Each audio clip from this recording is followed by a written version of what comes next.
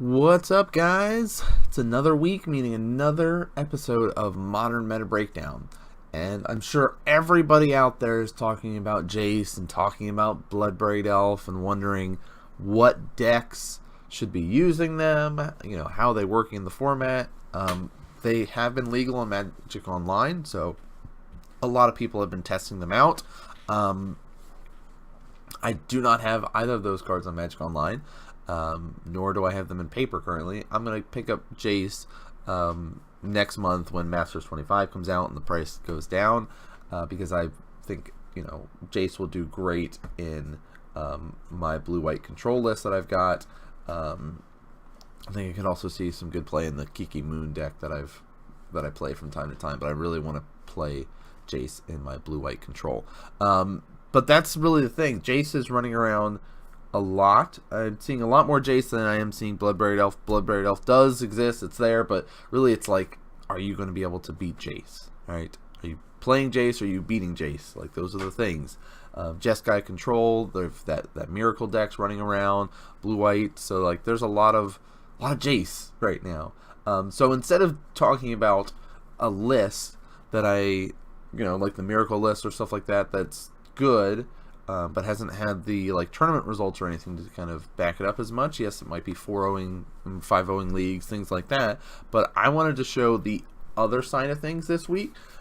This was, of course, the winning deck list from GP Toronto. It's also what I've been playing on Magic Online to kind of counteract Jace a little bit, and basically I feel this is kind of where the meta is going to be shifting, is you're going to be either playing Jace or you're going to be doing something kind of quicker or linear, kind of ignoring what your opponent is doing and just try to beat them quickly, right? So that's why we're going to be talking about Bogles this week. All right, it's a great deck. It's sitting there as a nice linear strategy, and the creatures cannot be messed with by your opponent. So that's what we'll be sitting here and talking about this week on Modern Meta Breakdown. So as you can see, we've got our first creature to discuss here. I'll pull up kind of the three creatures that matter, right? Here's our three that are the most important. So Slippery Boggle, where the deck often gets its name, right? And Gladecover Scout, those are our two 1-drop 1/1 hexproof creatures. And that's the most important thing, is saying, hey, this guy can't be messed with by you. Right? You're not going to be messing with this guy at all.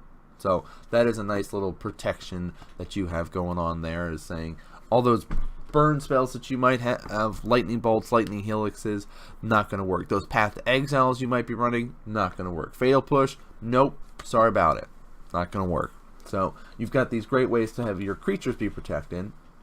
Core Spirit Dancer is our only vulnerable creature besides Dryad Arbor, which is kind of a dual slot land / creature, but Core Spirit Dancer there is our kind of bonus creature that we run that can get really big really quick. I've won quite a few games with her on Magic Online lately. Just the ability to get +2/+2 for each aura attached to it's nice, but the real value from Core Spirit Dancer is the ability to reload and draw cards. When I was playing this in paper before, I've tried both with Core Spirit Dancer and without. And your games where you don't have a Core Spirit Dancer and you've kind of been like, all right, yes, it's great, I've got all this enchantment down on one creature and I'm doing well and it's going great, and then, oh, I didn't get my Leyline, and they were able to get a Lily and make me sack a creature, and now I'm out of gas and now I'm just going to die. And that's that feel bad moment. But when you can get a Core Spirit Dancer out, when you have like a Boggle that you've already put stuff on, or a Scout that you've put stuff on, you just place more auras that you normally would, and you just keep drawing cards off it, keep reloading your hand. So it's great creature in this list. Only costs 2 for an 0/2, but the real bonus is that it gets +2 for each aura attached to it, so it can get big quickly. So Dan Ward's list that he was running, we talked about these 4 creatures. He does have 2 main board Path to Exile in his list. That was at the GP. You're expecting to see a lot of creatures running around. It's a nice little addition. I really like Bogles right now in the meta because very few people are running Spellskite, right? Spellskite is a huge deal against this deck because you can sit there and be like, alright, I'm going to redirect all of your enchantments to my creature. Sorry, your guy's just going to be a 1/1 forever. Right? So that's annoying to have to deal with, but like no one's playing Spellskite anymore. Like it doesn't exist. So when there's less hate for it, like no Spellskites, you can sit there and do really well with it. Now the main thing that we have to worry about is Lily, and we'll talk about that for some of the reasons why we're running 3 of 1 card in the main board here. So we've got the enchantments to talk about. What are the really important ones? So I've got a couple to show you guys to discuss. Like we've got our big one here that is the Totem Armor aspect, right? So that's our Hyena Umbra does give us this, and it's our Spider Umbra that gives us this Totem Armor ability. Now these auras, well, again, auras are important when we're talking about it because they will let us draw cards off the core Spirit Dancer. But these two are important not only because they sit there and they give us extra abilities and +1/+1 and reach, +1/+1 and first strike. Oh, that's nice. Yeah, okay. But really, the Totem Armor is important. If the enchanted creature would be destroyed, instead remove all damage from it and destroy this aura. So ways to deal with these creatures besides having Liliana to sack or any sacrifice effect, right? Is board wipes. Okay, if I'm playing Supreme Verdict, if I'm playing Damnation, if I'm playing Wrath of God, my hexproof creature still dies like everybody else, unless I happen to have one of these auras attached to it. Alright, if that's the case, I just lose this enchantment. Sorry, my creature still lives, I lose that. Oh, what a shame. So that's a nice little protection built into the card. So really something that you guys have to be considering as one of the best ways to kind of deal with the decks are these board wipes or these sacrifice effects. Now, if we have to sack it, the Totem Armor is irrelevant, right? The card's not being destroyed. I have to sacrifice it. Ugh, that's painful. So we've got those two Umbras to kind of discuss there, really important to the deck. And you can see that the Spider Umbra does have 4 in Dan's list. Hyena only has 3. I like that working of it because there's a lot more ways to get first strike in the deck. The reach, there's not as much, right? The only way to get reach is with this Spider Umbra. There's ways to get flying, which we'll talk about as a 2 of in this list, which is our Grift's Boon, which is a really sweet card. Gives the creature, well, it is a sweet card. No, Wizards, you don't like Grift's Boon now? So Grift's Boon gives the creature +1/+0 and flying. You could pay 4 mana or return it from your graveyard to attach it to target creature. Only costs 1 white. So that is another like early cost, evasive ability to your creatures, especially if you can sit there and get on the ground and gum up. Like if you have that Mardu Pyromancer list that we discussed last week for Modern Meta Breakdown, you'll sit there and go, oh, well, you're just going to be, oh, there we go. You're just going to be sitting there and making a bunch of guys. Cool. I'll be able to fly over them. Otherwise, if you didn't have the ability to trample through them, to fly over them, you're just going to sit there and get chump blocked day after day after day, and they'll just say, well, I've got too many guys and I'm going wide and just going to pick you apart. The Boggle strategy is a Pierce strategy, right?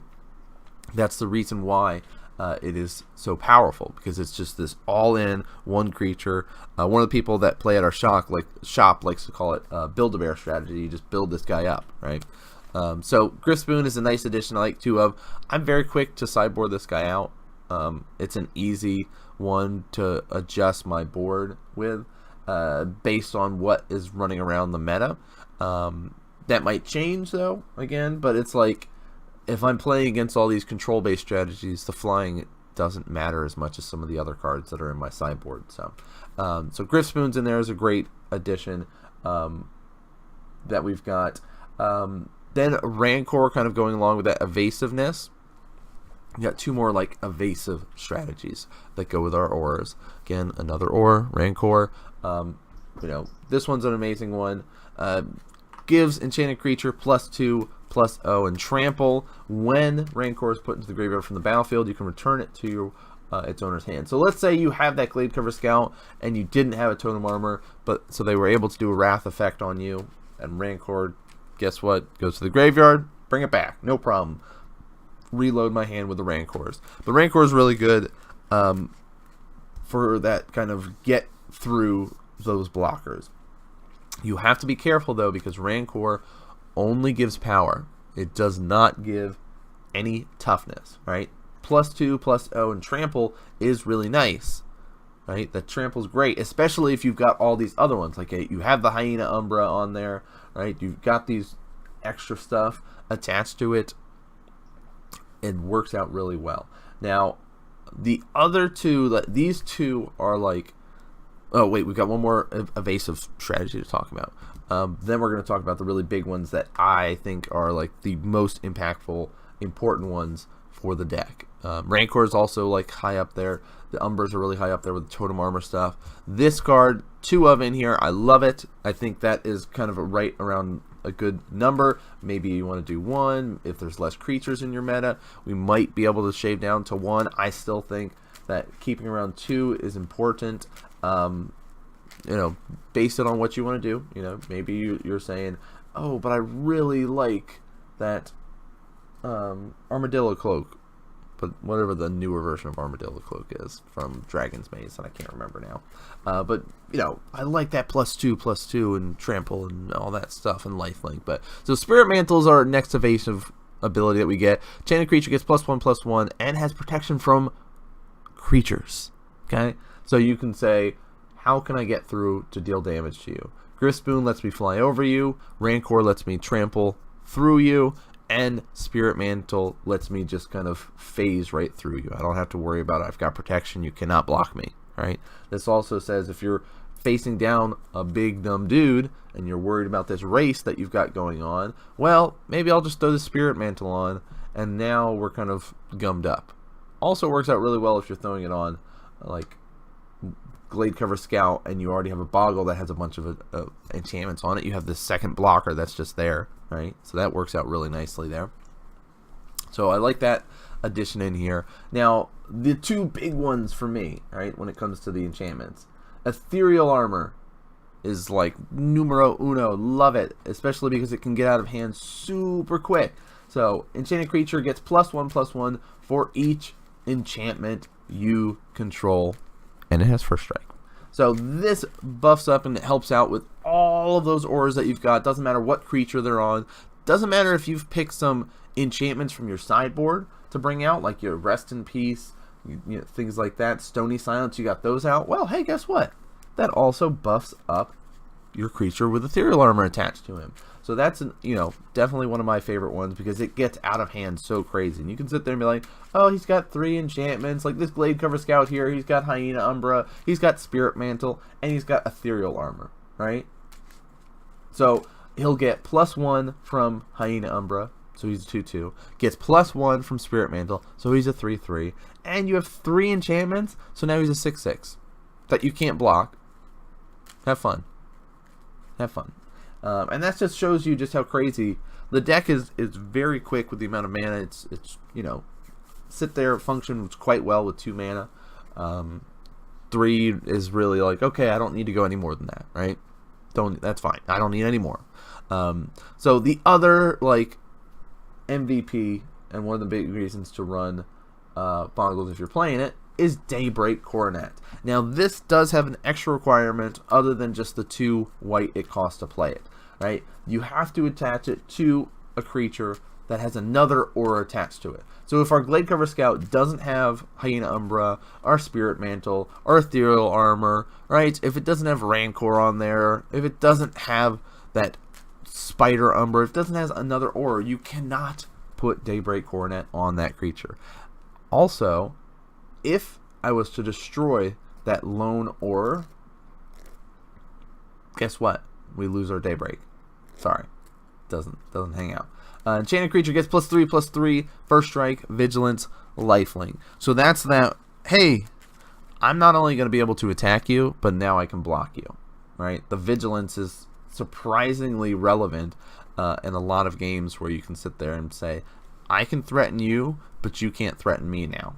Right? It's just another bonus addition besides having like Spirit Mantle and evasive stuff. You just get to sit there and say, now my guy's super big, right? +3.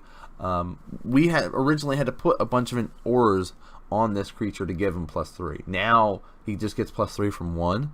Seems great. So I really like Daybreak in the list. I think every list that is running Bogles needs to have 4 of. It's the way to go, right? Easy, simple, makes a lot of sense. Now, this is an interesting one. I've personally been more of a fan of running 2, but I guess at the GP and the level and how everything was going with Lantern control potentially, and also with more lilies could be running around, this is kind of a fluctuation. How many do you want to run? 2, 3, whatever. I think that's the right number to be going about. You should not need all 4 unless very specific matchups kind of thing. Right? I think 3 is the right path to go between 2 and 3. So Leyline, you have hexproof now. Congrats. And if this is in your opening hand, you begin the game with it on the battlefield. So Liliana of the Veil, one of the banes of this deck, says target player sacrifice a creature, or target opponent. I can't remember the exact wording because I don't have the lilies right here in front of me. They're downstairs. So whatever it is, the targeted part is what matters. If you cannot be targeted by spells or abilities, you don't have to worry about sacking a creature. If your opponent's trying to disrupt your hand before you can get going with some crazy enchantments, they can't. Right? So it's extra protection. If you're playing against those Jeskai lists, which there's a lot of, that are trying to go, well, these burn spells that would normally go against creatures now have to go towards your face. But now that you have hexproof, these burn spells are completely useless. They're not going to do anything. So I like this. I think it's the right way to go. If you're going to be running Bogles in the current meta that is developing, you need to have Leylines in your main deck. It's kind of the way to play Bogles now. Now, 19 lands is the correct way to go about it. Sadly, I have 0 Horizon Canopies. I meant to pick some up when they were reprinted and got cheaper. You know, never got around to it. Was building other decks, not high on my priority list, so I haven't been playing as much paper version of Umbra, or of the Bogles list. So, Horizon Canopy, MVP of the deck, because like I talked about, 2 to 3 lands. You don't need more than that. Horizon lets you be able to tap for the colors that you would like, the green or the white. You lose a life every time you do that. But if you start flooding out, or you need that extra stuff later on, I just need 1 enchantment.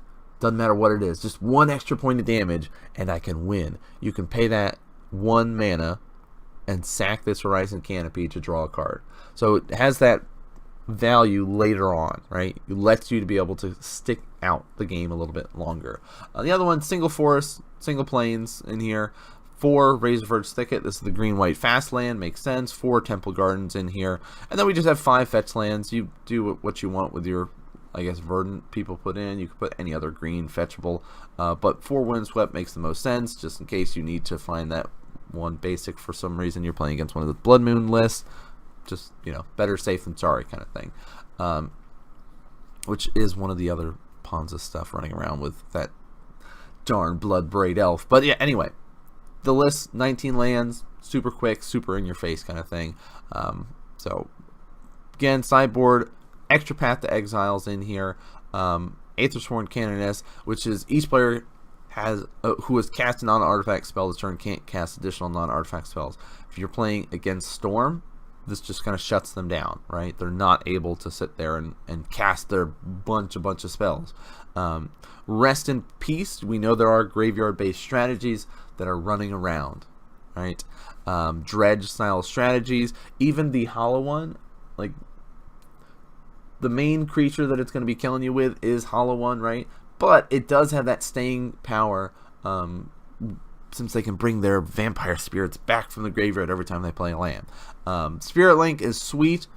Okay, enchanted creature, target creature, the normal stuff that you expect. Whenever enchanted creature deals damage, you gain that much life. It's like an additional lifelink, right? So if I have Daybreak Cornet on a creature, I'm going to gain the life off of the Daybreak Cornet based on dealing the damage, because it, you know, how much damage I deal, I'll gain life based on the lifelink. But Spirit Link is kind of a bonus, right? I gain extra life. So that's a really nice one to have in there. Stony Silence, I don't know if you need 3. You know, I think that was more of a meta call based on when Leyline control is running around. Stony Silence works out nicely against Tron too, though. So you could try to do something like that if you want, but you go really quick that you might not have to worry as much about Tron. I'd say you can be fine with 2. Leave yourself open for another slot. Seal of Primordium, big fan of. Not only can it be something that sits around so you can destroy an artifact or enchantment later on, so like maybe that Blood Moon or something that's causing you issues, right? Maybe that Chalice of the Void that's causing you issues, right? Those just kind of hate on this deck a lot. If they can get out early enough, like those prison-based decks do a lot to shut Bogles down. But if you're not facing those, you're in a good spot. But the Seal also helps add to our enchantment cost for Ethereal Armor, right? It stays around, so that's really good. Goblin Teague is in here. This is also our anti-Tron card, if you will, green and white. Non-creature spells can convert a mana cost 4 or greater, can't be played. Non-creature spells with X in their mana cost can't be played. You know, that is also something to bring in against Jace, which costs 4. So if you're playing against a blue-white list, I recommend bringing in this guy as well, because they could be opting to play something like Cryptic Command. They could be opting to play their board wipes like Supreme Verdicts, like Wrath of Gods. Those cost 4 or more. They can't play those anymore. You can also be seeing them get rid of their Empty the Warrens, things like that. So it's, you know, definitely a good sideboard card to be adding into your list. And then the Dromoka's Command here. So just a nice utility card, right? You get to choose 2 because it's a command. Prevent all damage. Target instant or sorcery spell would deal this turn. Target player sacks an enchantment. Again, hey, buy Blood Moon. Put a +1 counter on target creature. Target creature you control fights target creature you don't control. So the fight mechanic is sweet. Not something people often think about, but all of these modes are quite relevant with this style of deck. So I'm a fan of it. I like it. Like you'd expect, like if you're facing down those creature-based strategies, Path to Exile comes in handy. The Spirit Link, if you need some extra life against like a burn deck or another aggressive deck, works out really well. We talked about how Goblin Teague will be useful. As you might expect, Stony Silence, Tron, Affinity, Leyline Control, those stuff. Not going to be seeing much of Leyline Control in the coming days with the ban and stuff like that, but that's alright. Maybe there'll be a couple people that are hardcore and say, yes, this is still what I want to do. Seal, we talked about. Rest in Peace, graveyard-based strategies. Could pull extra duty against a control-based deck with their flashbacks and stuff like that, but it's really, you know, if you're playing against maybe Goryo's Vengeance, something like that, you're playing against Dredge, you're playing against these other decks, that's really useful, right? And Canoness, it's basically just our way of saying, no, you cannot storm off, right? So we know why they're running it. Again, best way to beat this deck is if you're having sacrifice effects, if you're able to board wipe, you know, get that stuff out there, because it is low on creature counts, low on lands. 13 creatures, 19 lands. This deck will have to mulligan, okay? So you can take advantage of them having to mulligan down. That is a possibility. But it is a really good strategy going forward in our new meta, as you will, because there's not going to be as many of these sort of strategies running around, right? It's going to be more of a, I'm going to play Jace because Jace is the best planeswalker. Why would I not play Jace? And if you guys have been checking out Twitter and checking out stuff, I'm sure you guys have seen all the floods from people going, yeah, Jace is the best. It's basically like, who's got Jace out right now? So this is a great strategy that not a lot of people can interact with it, right? And it's very all in though, so it's like kind of one guy, make him really big, kill you. Very straightforward, linear strategy. If this is the style of deck that you like, I really recommend you sleeving this up. It's a lot of fun to play, especially since there's not many spell skites running around. Now that might change. I don't see it as right now with the meta. Like, it doesn't make much sense to be running a lot of spell skites. But just be aware that spell skite does host this deck quite heavily.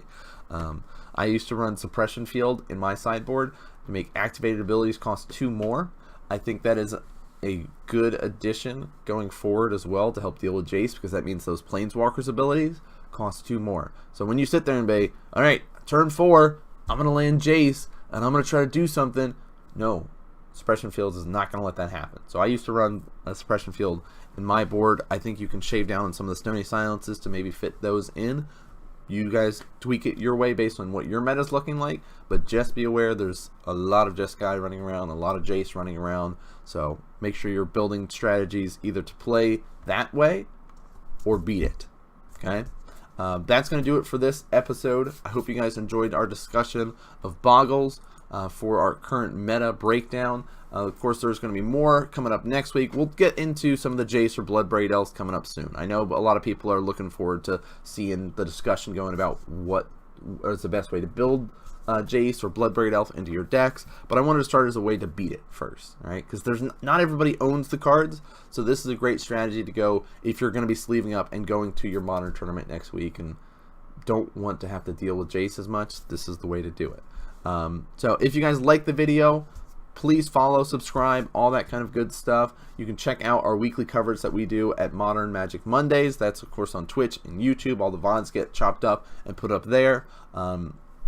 I myself am the real NanMan. You can check me out on Twitter, YouTube, Facebook, not Facebook, all the other social media stuff, right? I don't do the Facebook stuff. But if there's a specific deck that you'd like to talk about, or want me to talk about, let me know. Leave a comment below. Let me know what way you might want to start to adjust your sideboard. What are you building with Bloodbraid Elf, with Jace? How are you trying to beat those cards? Let me know. I love the discussion that we get to have in the comments, guys. So that's going to do it for us here tonight, guys. Thanks so much for tuning in, and I'll see you guys next game.